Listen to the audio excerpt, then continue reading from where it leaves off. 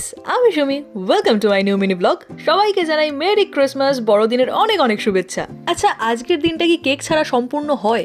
কোনোভাবেই নয়। আর যেখানে মা এত সুন্দর কেক বানাতে পারে, তখন তো আরোই নয়। অরেঞ্জ ফ্রুট কেক বানাচ্ছে মা, একদম ড্রাই ফ্রুটস দিয়ে ভর্তি করে। আর এই শীতকাল আসলে জানো তো, আমরা কারোর বাড়িতে গেলেও না মায়ের হাতে তৈরি এই কেক নিয়ে যাই, কারণ আমার মতোই আমার মায়ের হাতের খাবার আর কেক সবাই খেতে ভালোবাসে।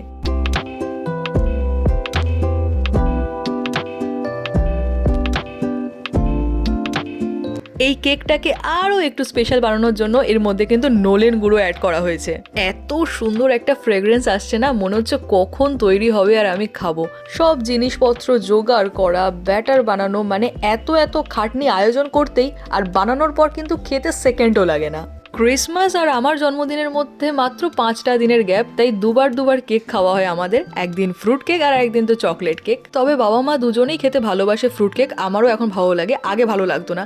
কেনা খাবার আমার কিছুতেই ভালো লাগে না যতক্ষণ না মা সেই খাবারটা আমাকে বানিয়ে দেয়। আর বার্থডে কেকও আগের বছর মাকে বানাতে আমি না বলেছিলাম, কারণ বন্ধু বান্ধবদের থ্রুতে একটা সেলিব্রেশন জন্মদিনের হয়েই যায়। তো শুধু আবার বার্থডে কেকের জন্য ক্রিম কেনো, এই কেনো সেই কেনো, মানে একটা হিউজ জিনিসপত্র হয়ে যায়। তো তার থেকে ভালো ঠিক আছে ফ্রুট কেকটাই আমরা খেয়ে নিই, আর জন্মদিন তো হয়েই যায় কেক খাওয়া। আর এইদিকে কথা বলতে বলতে কিন্তু আমাদের cake is almost ready to bake. আর তোমরাও এখানে দেখে নাও যারা জানো না, মাইক্রোওভেন ছাড়াও গ্যাস ওভেনে কি সুন্দর কেক তৈরি হয়।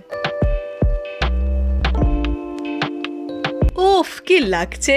তো আশা করছি আজকের এই ভিডিওটা তোমাদেরও ভালো লেগেছে। যদি ভালো লেগে থাকে তাহলে অবশ্যই করো লাইক, করো কমেন্ট, করো শেয়ার, আর এরকমই নতুন নতুন ভিডিও দেখার জন্য চ্যানেলটিকে করো সাবস্ক্রাইব।